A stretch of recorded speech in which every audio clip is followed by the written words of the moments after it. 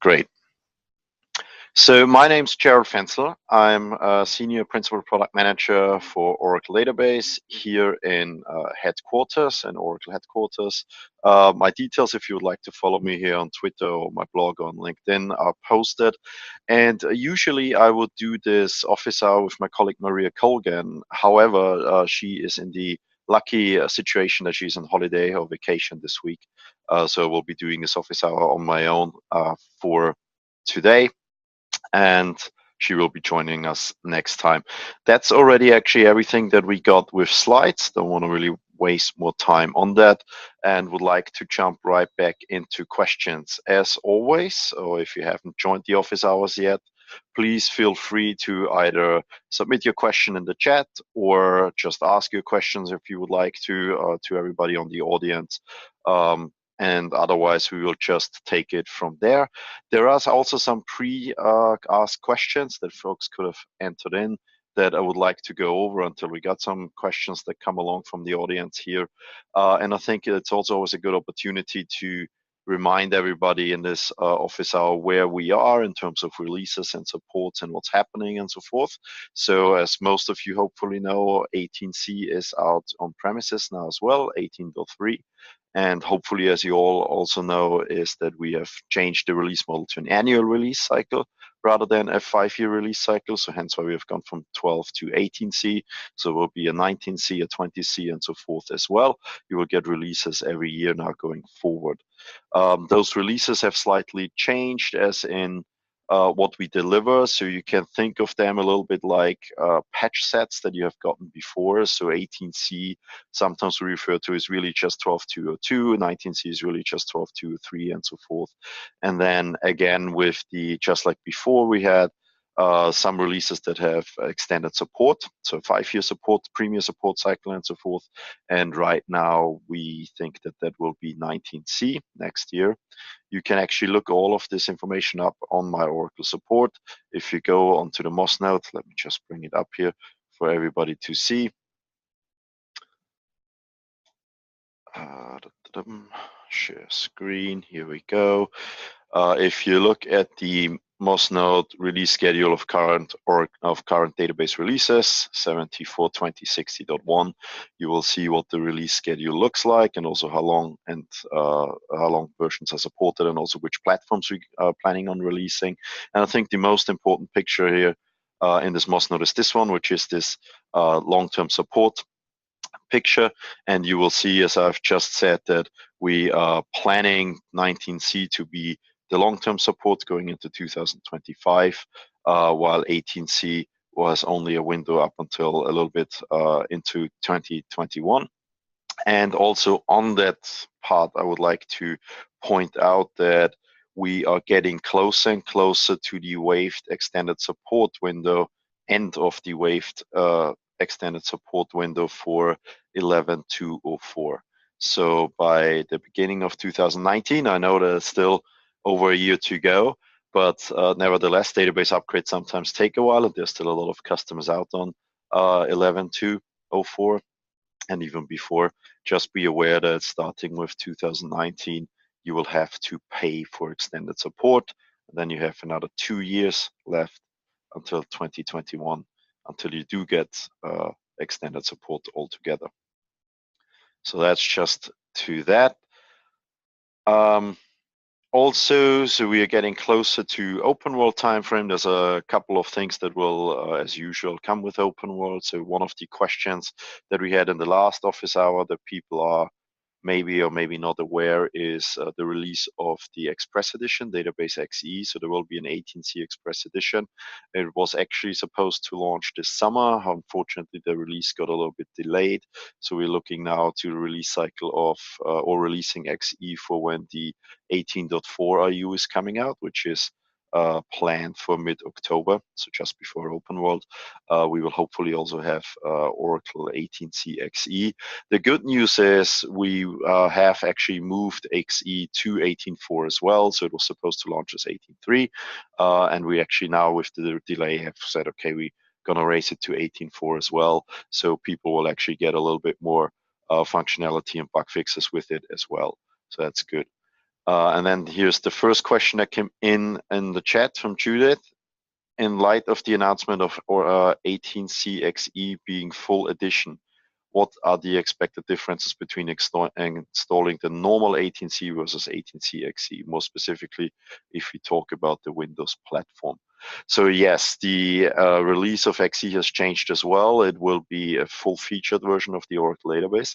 As to before, it was a very stripped down version of the Oracle database. So in 10G, or when actually the first release of XE that we had, which was in 10G, the focus was more of small install size rather than of functionality. We have changed this with 18C and going forward because we think that it's not so much about bandwidth anymore. So back then when 10G XE came out, in 2004, I believe, or something like that, bandwidth was still an issue in lots of parts of the world. And so we decided to strip out a lot of good, actually really good enterprise class functionality that make an Oracle database an Oracle database. And in 2018, we said, well, maybe it's time to reconsider and actually give all the features, give basically users a free to use Oracle database. Now it's resource constrained just as before. And it's not supported just like before. But you will have the full power of a single instance enterprise edition.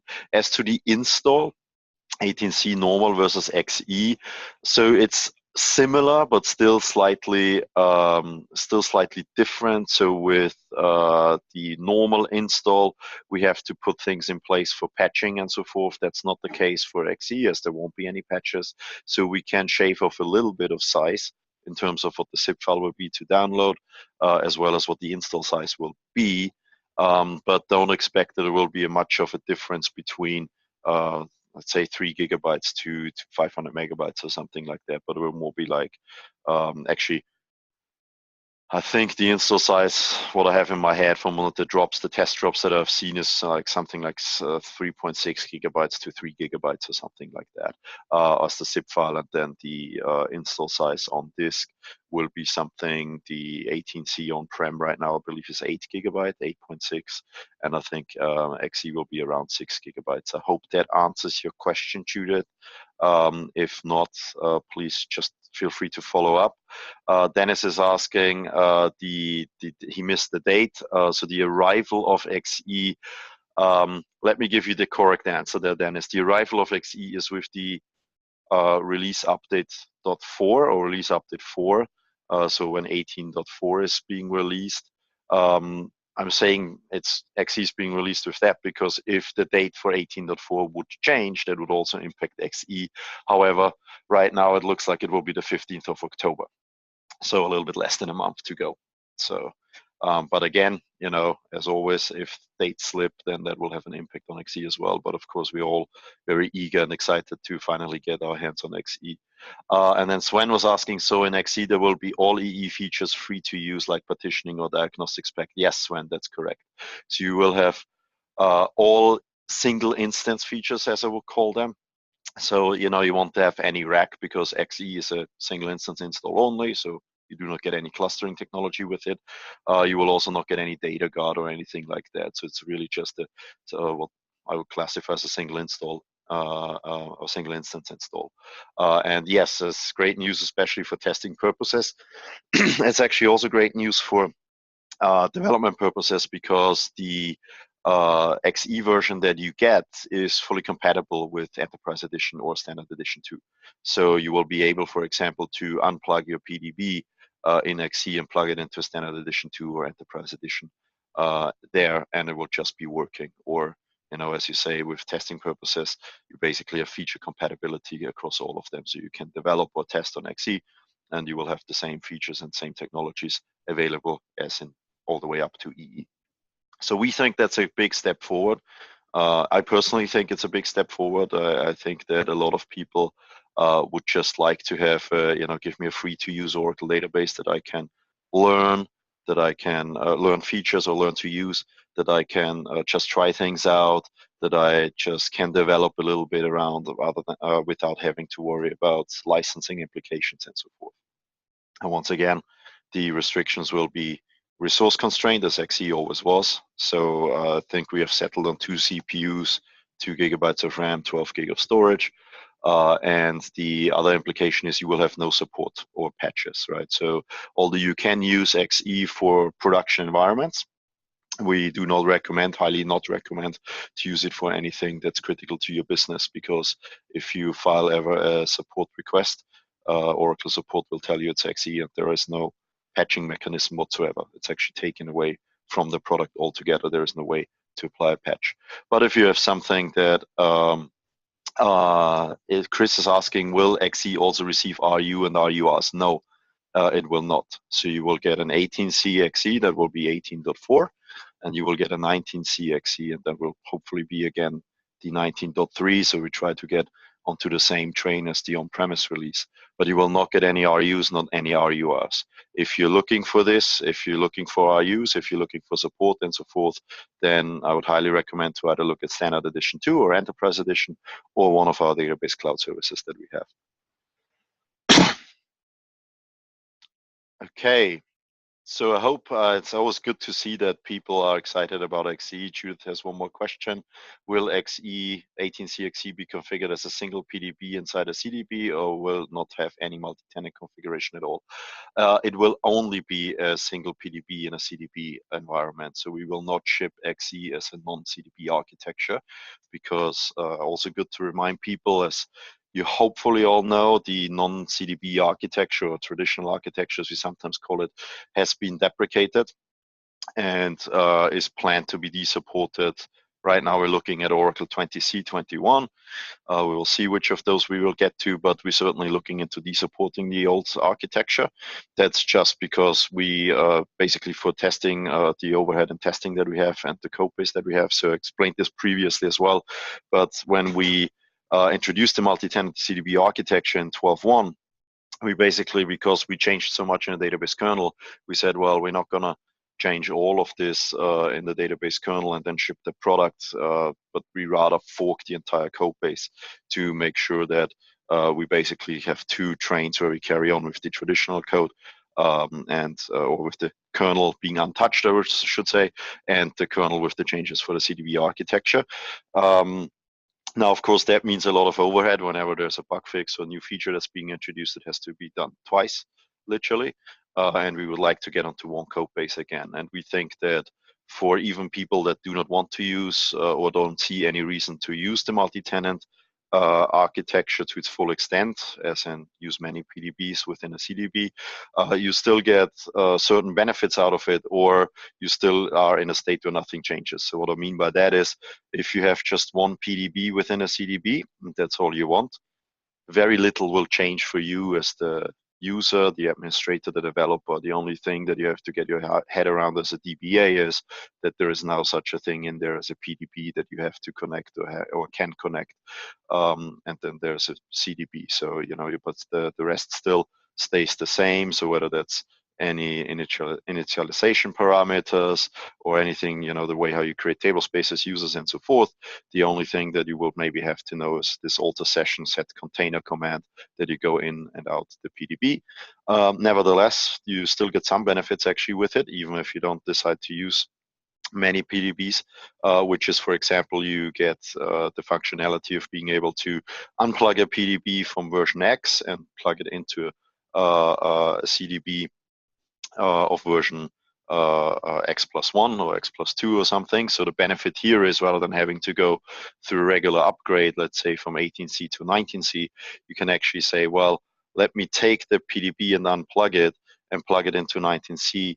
And the benefit you get there is you have already done the binaries upgrade or installation, perhaps fresh installation of 19C, and you have already upgraded or freshly installed the data dictionary in the CDB. So all those steps don't have to be performed anymore. The only thing you do is that you upgrade the data dictionary within the PDB.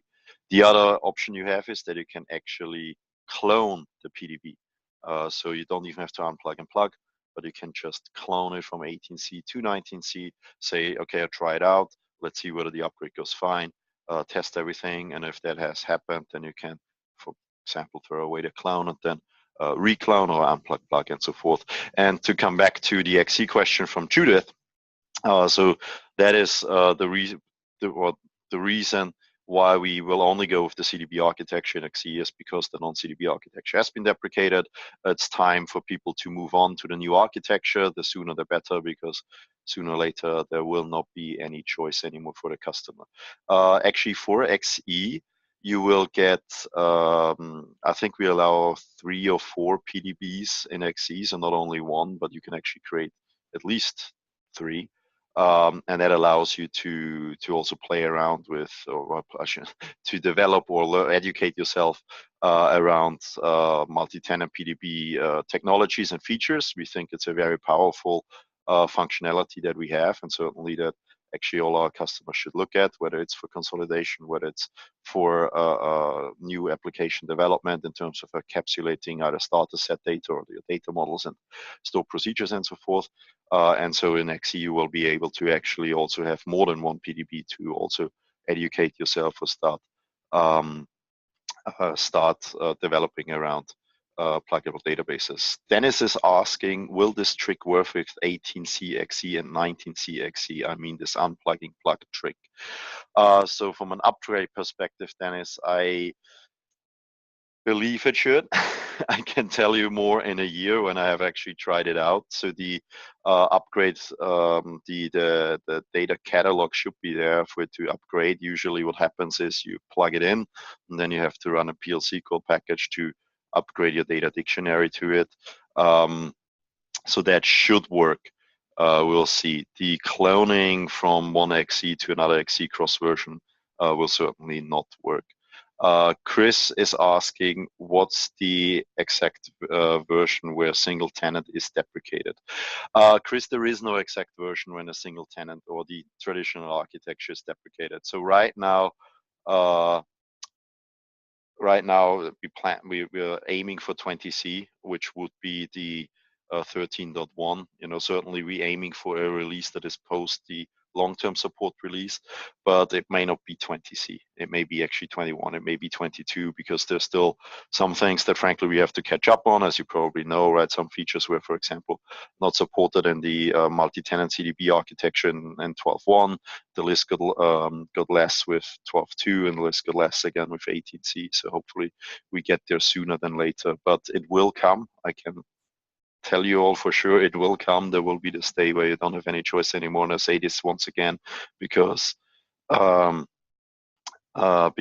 people, some people are hesitant to adopt a new CDB architecture because I actually don't know for what good reasons. Of course, there's this one fear that has been around and I think has been addressed, but maybe also worthwhile talking a little bit about. There's one fear that Oracle tricks you into a license because the multi-tenant option or the functionality to use multiple PDBs is a licensable option as the multi-tenant option. And in the beginning, when we released the container database architecture, CDB architecture, people were like, "Oh, what? I now have to buy Enterprise Edition and the option to use it." And that's certainly not the case. If you look into the licensing guide on the Oracle documentation, it will basically tell you you'll have to start paying license if you use it.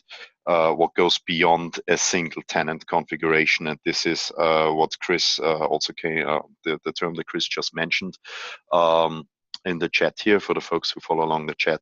So the single tenant configuration means that you can use one PDB of each kind. There's 3 different types of PDBs that we have. There's a regular pluggable database. We have also application containers and proxy PDBs these days. So you can use one of each of those and you will still be fine. You will be within the single tenant configuration and don't have to pay Oracle or don't have to purchase any multi-tenant licenses for that. You will also see that this is true if you're a standard edition 2 customer, because you can actually and will be running in a single tenant configuration. They're slightly different. There you will only have, I believe, 1 PDB within a CDB in standard edition 2. And of course, for standard edition 2, there are no options you can purchase altogether. So there again, we don't trick you into any option or anything like there. Of course, we encourage everybody to have a look at the functionality of multi-tenant and the features we can provide and the benefits we can provide, and then perhaps actually it is worthwhile buying the option and either consolidate your environments or have something of a more more of a SaaS-based DevOps kind of approach in provisioning databases. So just to follow up on, because Chris just put it on the chat again, so non-CDB will be deprecated in 20C or 21. So there actually it will be de-supported. Non-CDB architecture is already deprecated. The difference here is that deprecated means we will not enhance actively enhance that functionality any further. De-supported means it will be actually removed, as in it won't ship anymore, you won't have the code base there anymore when you install the database. So it's already deprecated since quite a long time. No, it was actually deprecated, Sven, in 12.1 already. We were a bit too quick there, not 12.2, but it was actually deprecated right there with 12.1, but it will be de-supported from 20C onwards. That's the plan right now, but it may go a little bit further back. Again, the important thing here is we will not do it before you have another long-term support version, which is right now planned to be 19C. Again, shouldn't mean you shouldn't start looking into it. Just reiterated once more, sooner or later we will make the choice for you. It's better if customers make the choice for themselves when to switch to the CDB architecture.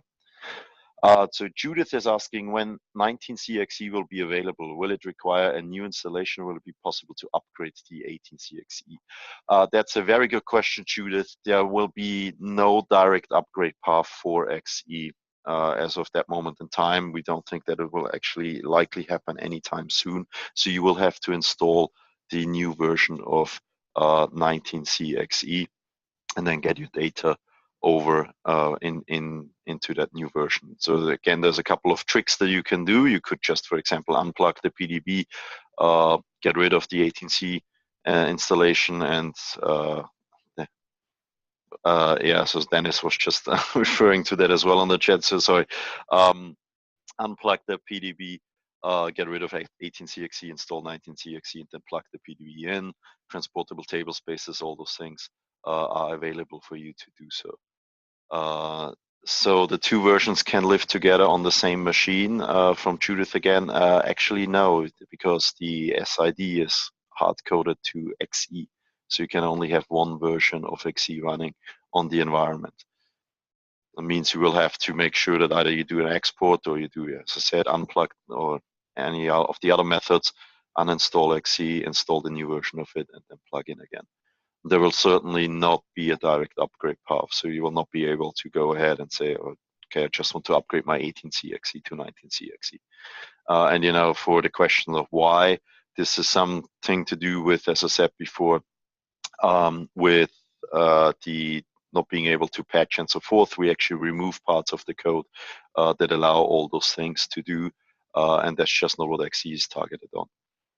So hence why this is not there. That may change in the future, but right now it doesn't seem that there is any direction towards that. So Dennis is asking, can we ask you anything, right? Yes, there is Oracle's GraalVM project out there. To be honest, I didn't have a chance to try it. But as far as I understood, this is an engine which allows developers to use different programmatic dialects in the same project. I know I sound messy, but still. Can you comment on what relationship is there between GraalVM and Oracle, other Oracle products such as Database and Apex? How do they integrate to each other, in each other? I saw some facts in Twitter that there's going to be close integration between them, but what does it mean in fact? Very good question, Dennis. So the GraalVM project is actually one big project of 5 or 6 different projects. We got so confused with all the different names that I believe, was it this year or last year, they made the decision to just call it GraalVM as one project. The name originated out of the Graal just-in-time compiler for Java, if you're curious about that. So Graal is as a German word for Grail, so it's kind of the holy grail of JIT compilation was the idea behind GraalVM. Nowadays it has a couple of more features in there, and there's one very interesting aspect there. So the holy grail of JIT compilation was basically meant to, as you said rightly, so Dennis, actually to be able to run actually many languages within the same JVM or within the same just-in-time compiler and the same user space. And the way they do that is basically that they are able to translate other languages into Java bytecode and then optimize on the Java bytecode and so forth. As to the collaboration with other Oracle tools, so we are actually in very close collaboration with the Graal team already in the database land, because we will use Graal VM, or parts or at least of the project, for what we call the multilingual engine, to be able to run other programming languages, store procedures in programming languages in the Oracle database. And we actually plan to have this, we actually already did a beta of that last year around Open World, the very first beta to test out.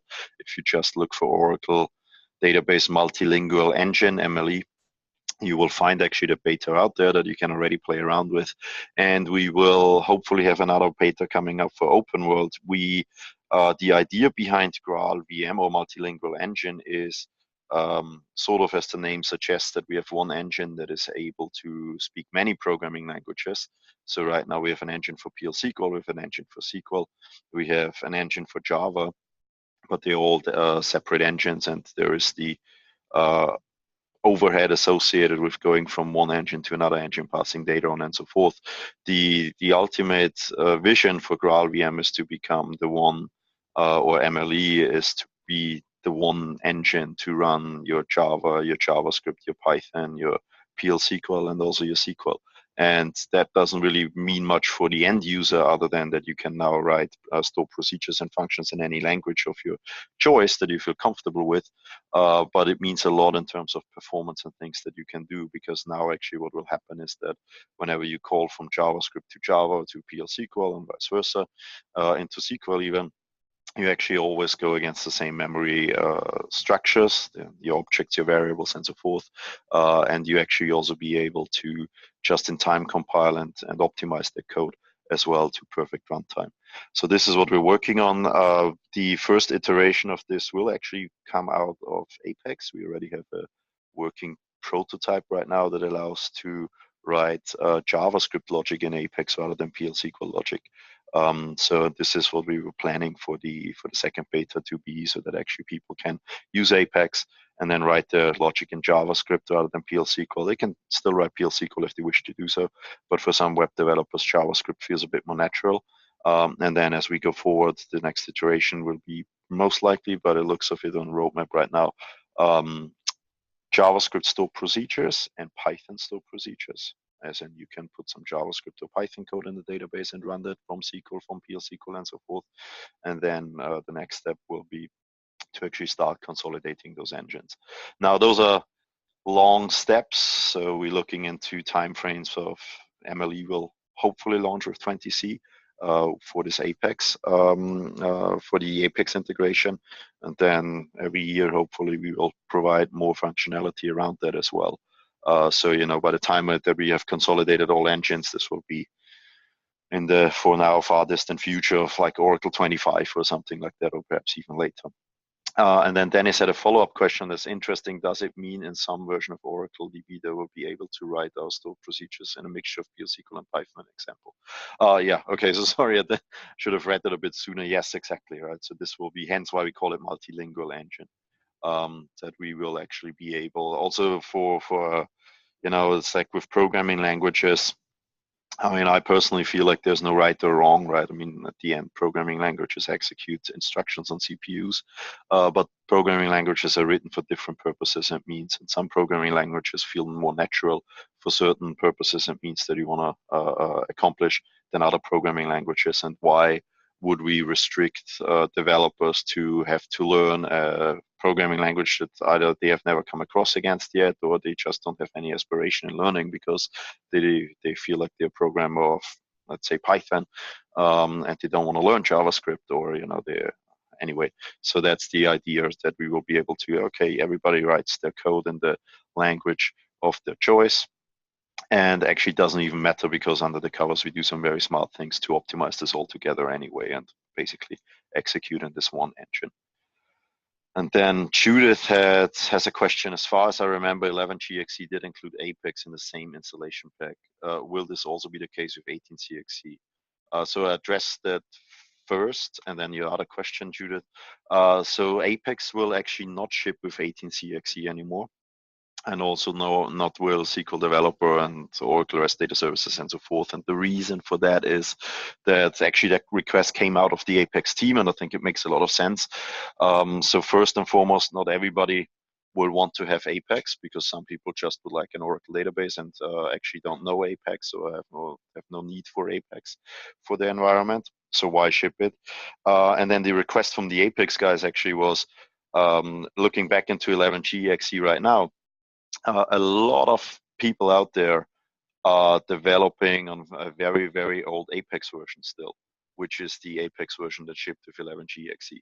They download it and then it's there, etc., and they start developing against it. And then, essentially they work on a, when did the 11GXE launch? 7 years ago or something, 2011 or something like that. They work on a very, very old version of Apex, which is by far not as powerful as the new version. So, the request was from the Apex guys, well, how about we just not ship it and people can just download it and install it? And that has two benefits. Number one, with the Apex as a quarterly release model, so that means even after 18CXE comes out, 3 months later, your Apex version is outdated. So people actually download it, install it, and have always an up-to-date Apex version.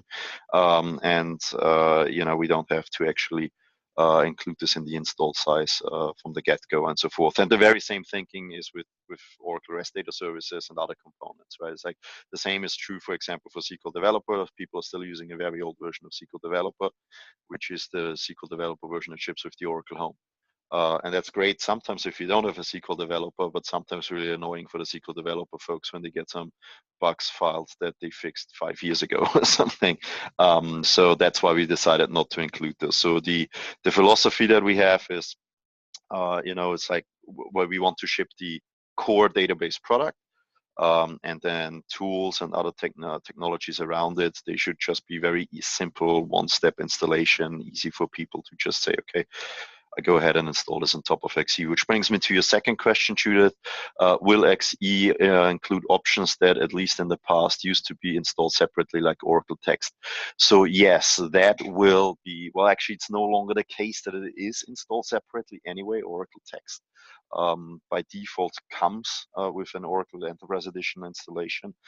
You can still uncheck it if you want to, but yes, so basically, XE will ship with all the options installed and ready to go. Right, so that if you are new to Oracle and you want to educate yourself with it, you don't have to first figure out how to get things up and running, configure, install, etc. You'll just have everything there ready for you to use. So whether that's text, whether that's spatial graph, whether that's partitioning and so forth. And just to be clear, there I said just a minute ago, we want the core Oracle database and then technologies around it to install separately and configure on top of XE.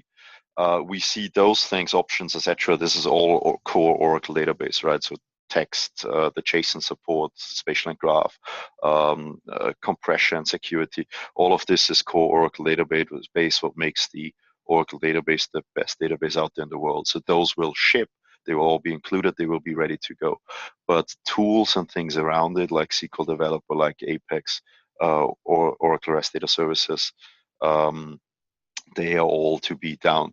Basically, those tools that you can, or things that you can download separately from OTN already anyway, those you will have to download and install separately on top of XE. And again, the philosophy here is, we want to make it really simple, one-click install, so to speak, to get those things up and running. I hope that answered your questions there, Judith. Dennis tells us, thank you for your answers. You're very, very welcome. Fascinating, especially if keep in mind the fact Oracle is currently hiring in Zurich for GraalVM's project. Start thinking of being part of this awesome stuff. Yes, so I'm not sure whether you just tried to do some recruitment advertising there, Dennis, or not. But we certainly very close collaboration with the Graal team. I was actually just in Zurich with them a week ago, and they are not only in Zurich, they actually sit all over the world. But some of the team is in Zurich there as well, in Switzerland. Okay, then let me just quickly see in the chat whether I've missed any questions. I don't think so. No. No, okay. So we have all questions from the chat answered, which is good. If any other questions come up, feel free to post them, or feel free to also speak them in the microphone if you like.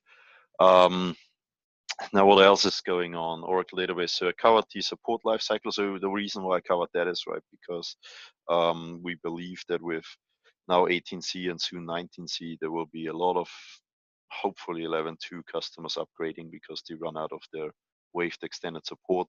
So if you have those databases in your organizations, just think about how long it actually takes you to upgrade databases. There's a lot of customers out there where database upgrade is a major effort. So they're not just upgrading in a week or so, but have actually some planning to do. And I think now is the time to start thinking about those things. And then whether to go on 18C, 19C, and so forth. And going forward, with the yearly release model, the upgrade should become less intensive. So as we will be able to upgrade from 18C to 19C to 20C and have a yearly release rather than a 5-year release, the upgrade should be, first of all, introducing less new features. So there should hopefully be less to test for our customers. So it's more focused scope of testing the upgrade. And also the upgrade will be hopefully easier to perform because you do basically yearly in small steps rather than sometimes with customers who go like, well, the last database upgrade we did was 10 years ago. Anybody still remember what we did? And so hopefully this will be more of a regular and quicker exercise for customers as well. You don't have to upgrade to every version, of course. It's completely up to you. Just follow the support cycle, this Moss note I've shared before, to be sure that you upgrade to a version that will have support long enough for the next upgrade to happen. Okay, no questions yet. Let's see what else what it would be good to know. So 18C is out. We have Stephen is asking any suggestions how to best get ready for ATP. Yeah, good question, Stephen. Thanks for the breaking the silence there. So ATP, for those of you who don't know it, is Autonomous Transaction Processing, our database cloud service, our Autonomous Database Cloud Service, along with the Autonomous Data Warehouse Cloud Service. How to best get ready for ATP? I think, this in general, I mean, some people out there, or some of you perhaps, have not even looked yet at the cloud. Others may be in the cloud since a long time. I think that it's certainly the autonomous offerings that we have may be worth a look, especially if you do spend a lot of time of trying to figure out how to administrate an Oracle database and so forth, because a lot of this will just be done for you by the autonomous database itself. Actually, everything will be done for you. So all you have to do is you just provision it, and then you just start using it, and you really start as little as telling it how many CPUs you want and how much storage you want, and that's it. Off you go. And you don't have to worry about anymore whether it's the unused table space big enough, is this or that, and so forth. You will have an admin user that you can connect to, and you can start creating your users and table spaces if you like, and so forth, and get going. As into how to get ready for ATP, it's still an Oracle database. So, it's not that you have to learn everything from scratch again. You will be connected to an Oracle database, and you will have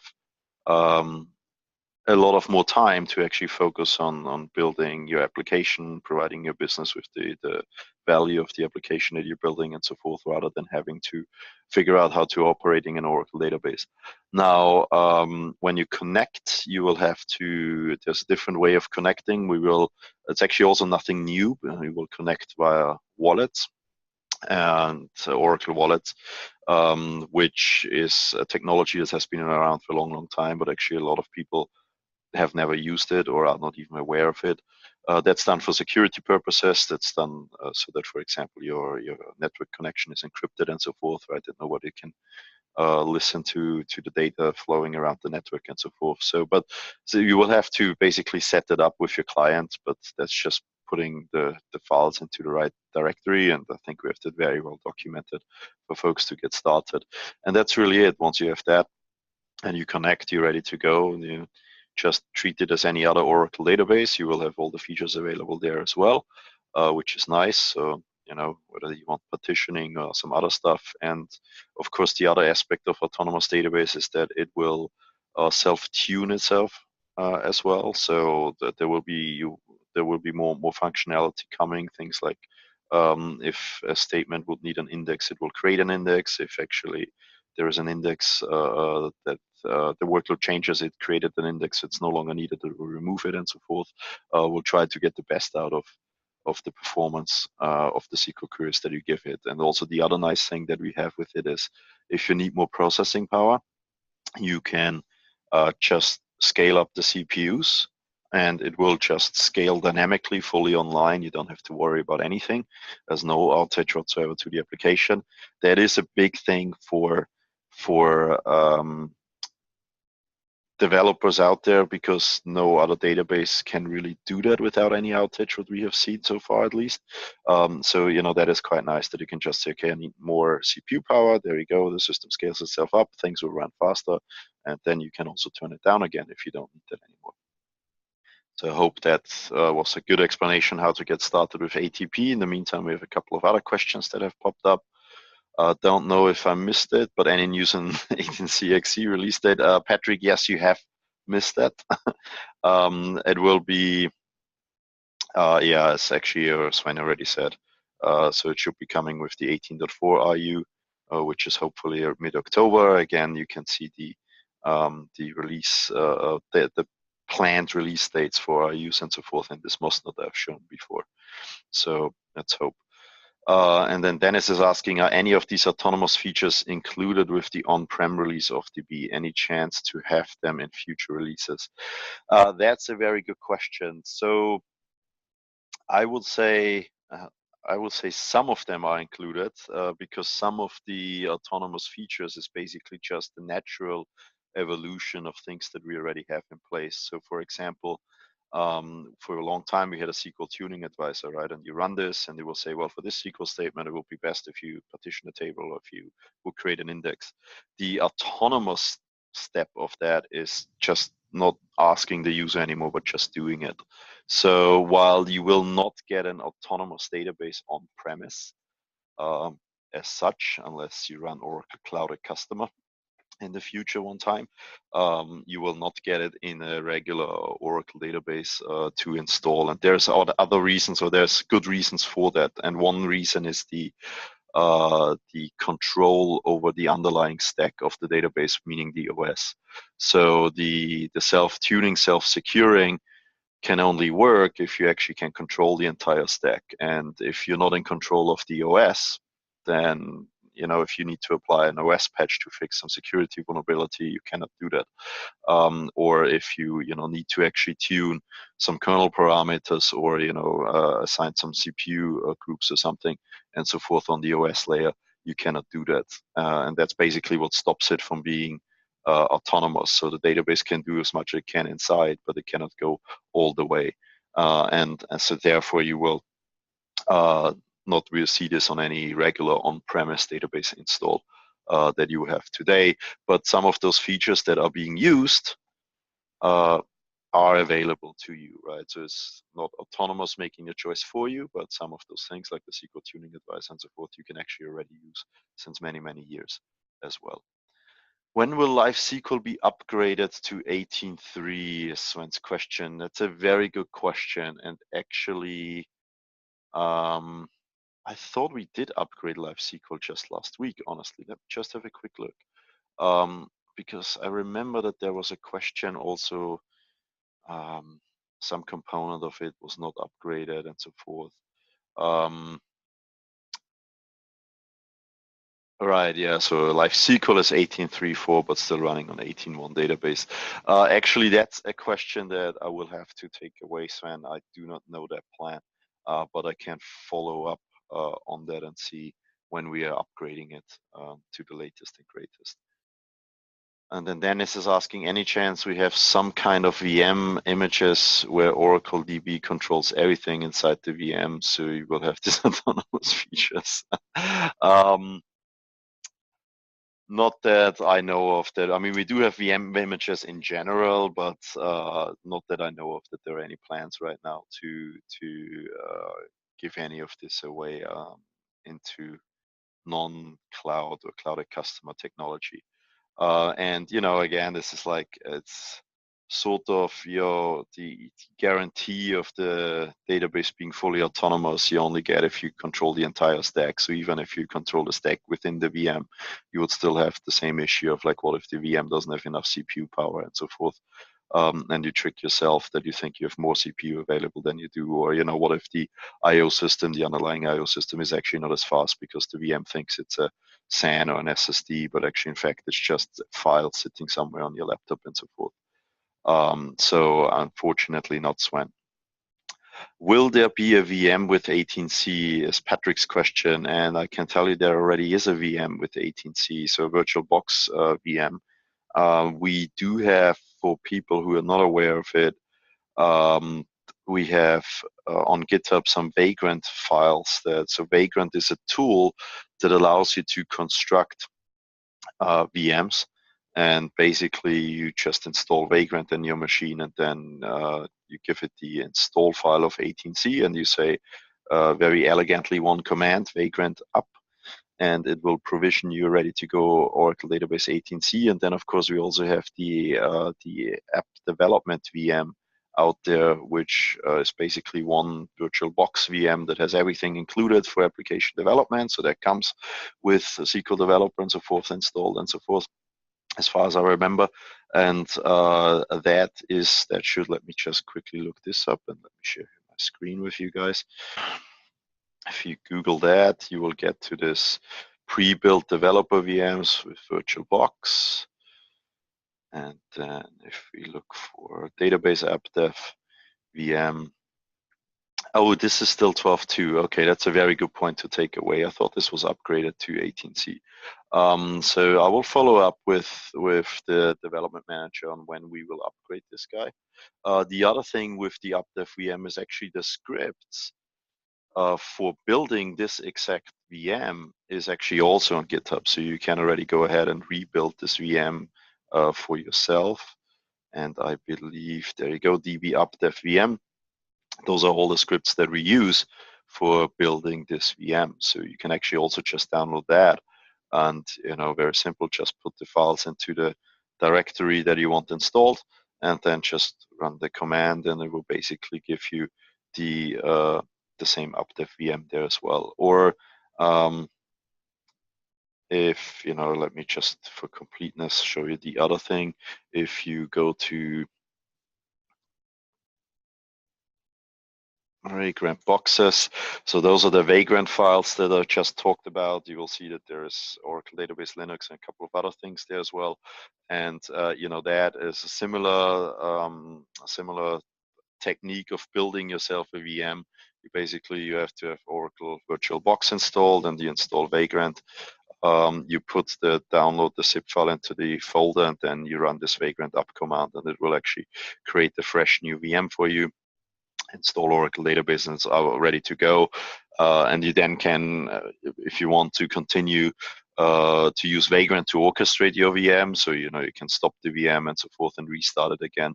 And the nice thing about Vagrant is, I would say, is the setup is scripted, which means you will always get the same VM. It will always spit out the same thing again, so there shouldn't be any bad surprises or anything like that. And actually, you can extend it as well if you like to do so. So you can actually take that VM, and if you want to, install your users, your data model, or whatever ready to do so, you can happily just add that in another, as simple as a shell script or something, if you would like to do so.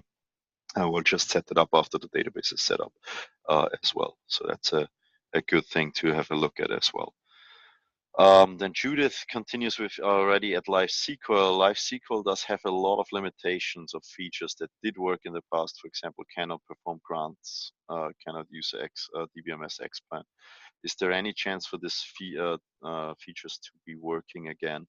The best way to address this, Judith, would be if you would in lifecycle file those as enhancement requests as feedback, so that they go to the developers. I'm pretty sure there have been probably good reasons why they turned them off. Whether they are temporary or permanently, I do not know. I would have to check with the um, developers there as well. But in any case, it would be good if you have not already done so, that you will just file that as feedback. There's this question mark on the top right. So then at least it's filed actually as enhancement requests in the system. And then people can follow up on that. And I will have a look on what they actually turned off and why. And then let's see. So Chris says to Dennis, I just read out loud to catch up here. If understood correctly, the autonomous part is highly relying on the cloud infrastructure part, so non-real exciting autonomous stuff without going cloud. Yeah, that's about right, Chris. And then Dennis said it would be great to have official set of Vagrant installation files for different setups of Oracle DB. An example, clean Oracle database, DB Apex, DB Apex Orts, and so forth. Yes, I'll take that feedback away. This is certainly something we have already talked about, and it basically comes to this point of um, kind of how many different permutations of installing our different components do we want to have. Again, right now the thinking is, well, installing Apex or Orts on top of an Oracle database should be straightforward and easy for anybody to do. So rather than having vagrant files and Docker images and pre-built VMs and stuff like that, with all that being done, we should focus on making the install experience as simple as possible for those. I'll take it away as to talk about this again and see what we come up with. Right now, the Vagrant installation files you get give you a clean Oracle database, but nothing else installed of that. So if you think that there's a value for having Apex installed right on top of that, or Apex and Orts running on top of that, or other technologies or tools run on top of that, I will take that away, and maybe it's worthwhile just doing them. But as said, right now we think that actually the other way around, we should just make it really simple to install those things, so then people can always just do it with hopefully with one command themselves or something like that. I'll take it away. I guess this would solve this problem with XE not shipped with Apex out of the box. So Dennis, do you think this is an issue that Apex is not shipped out of the box with XE? Because I see different people having different opinions, right? I see uh, some folks that actually don't use Apex at all. They just want an Oracle database and they go, why do I have it? I see some folks who would like to have it installed, and then actually the Power Apex users go, I think one guy put it very nicely once. He said, the first thing I do is uninstall the pre-installed Apex version and install the latest and greatest whenever I download XC, or whenever he gets to an Oracle database where Apex is already pre-installed. So I think we still continue with that as is. Certainly the Apex team thinks that installing Apex is a rather easy thing to do, and so we are confirmed by folks out there as well.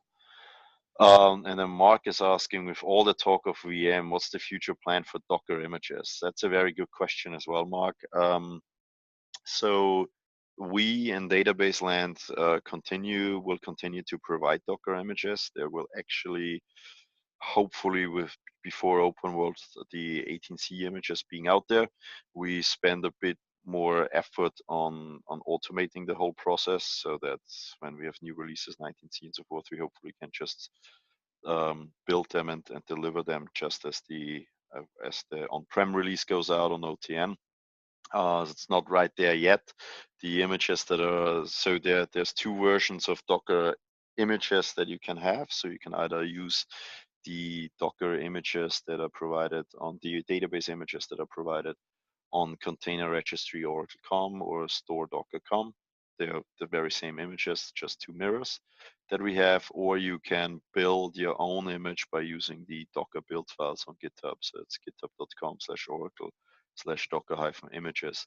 To be honest with you, the images on, or the build files on GitHub are a little bit more recent than those images you will find. But first and foremost, you will be able to build an 18C Docker image with them as well. As to compare, they only have 12.102 and 12.2 images on the container registry right now. And they have just over the months, years after the 12.2 image has been put up there, gotten more functionality added to them. But the new automated version will basically provide you the same that we will have on GitHub. We will most likely continue to have a slim Docker image and a full Docker image. So you have this already today. And the difference there is that the slim will actually trim out components of the Oracle database to make the image smaller again. So we will actually there remove spatial and OJVM and the patching functionality and so forth to get slimmer images. That's not really something I think is very the right thing to do, to be honest, because I think people should just get an Oracle database and all the functionality available with it. But in the Docker world, funny enough, a lot of people are complaining about image sizes. Never mind that they then spin up a database where the data will be hopefully much more in size than the image itself. But nevertheless, people do complain about that. And so we have decided to probably most likely continue with this direction of having a slim image and a full image for Docker, that is. And hopefully the new images will go out before open world. So everything as usual here. And Oracle is lining up towards open world, right? So that we have a lot of new exciting things to talk about when open world is actually happening. Now, the plan for Docker images for other Oracle products, to be honest with you, Mark, I don't know. So, just obviously because I'm here in database land and don't necessarily know what other people are doing with their images and so forth. But I just mentioned that because you will see if you look at the GitHub scripts that some of the build files of the images are also rather old. So I'm not sure whether other teams have decided not to continue with them or what their plans are. And then, so we're coming up to the top of the hour. Dennis was just, I think, providing feedback for the Apex in XE. So just read this out quickly. I understand that there's different opinions and I prefer not having Apex shipped with the DB. And that's why different predefined installation scripts could solve this point for different people. Those who like to see their instance with Apex and what's built in, they could use the corresponding installation script. Yes, absolutely point taken, Dennis. And we'll again bring it up with the team. As said, the Apex guys actually don't want this because they want to make sure that people have the latest and greatest, but that might be solved as well by downloading the latest and greatest. So we'll take this back and see what they decide on it. And Judith says it could be nice to have an extended installer that could ask you whether you want to install and configure all these tools like Apex and or SQL developer and so on. That is, even if you will have to download them separately, the installer should still perform the necessary customizations to making them work out of the box. Well, Judith, that's a good point as well, but I think that's sort of what we have with the regular universal installer, where you can actually uncheck components. And granted, we don't really allow for checking or unchecking SQL developer or ORDs, but is that not already what you would have, right? I mean, let me put it this way: it's like I think if people have custom installation needs, they maybe should still go through the graphical installer where they can actually do those customizations rather than reinventing the wheel in very convoluted, perhaps complicated scripts all over again. Or maybe I misunderstand your question there, Judith. And then Sven is saying, I've seen an Oracle Apex application about working using analytic views. I remember it being for analytic cloud, for the analytics cloud, or some other cloud offering. Any chance that such application will make it in the packaged applications in the Apex or the App Store? That's a very good question, Sven, but that would be probably better if you ask during the Apex office hours, because I don't know what their plans are in regard to that, and I'm also not quite sure which application it is that you have seen there. And then Carlos is saying, yeah, so is the XE still planned for a release next month? And people are already commenting here on the chat. Very good. And yeah, so I think with that, we have actually all questions answered, unless there is any question that I've missed. Let me quickly have a look. You're all very welcome for joining the session for sure. Thank you very much for taking the time. And yes, Mark, if you will be at Open World, I will for sure run around somewhere there. So you will probably scout me somewhere. Feel free to step by and say hi or pull me over. And yeah, with that, I would like to thank you everybody for the time. And you know, I appreciate that not everywhere it's 9 o'clock in the morning or 10 o'clock in the morning. So thank you very much, and see you next time. Thank you very much, everybody. Bye.